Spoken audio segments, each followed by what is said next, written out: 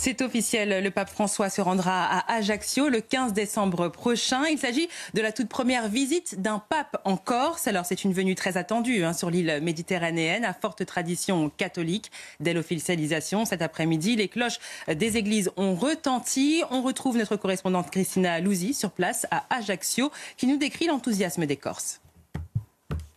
Les cloches des églises de Corse ont été sonnées à la volée ce samedi pour célébrer l'officialisation tant attendue de la visite du pape François le 15 décembre prochain à Ajaccio.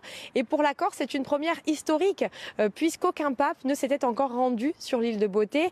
Une visite exceptionnelle donc sur cette terre marquée par la religion chrétienne où plus de 100 000 personnes sont attendues à Ajaccio pour l'occasion.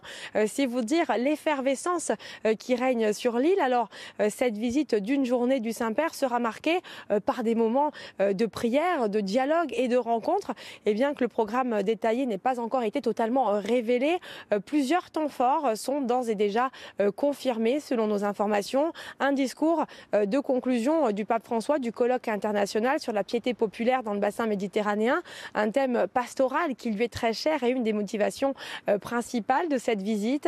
L'après-midi, une messe en plein air où plusieurs milliers de Corses sont attendus, comme je vous le disais, et également une rencontre avec le président de la République en fin d'après-midi.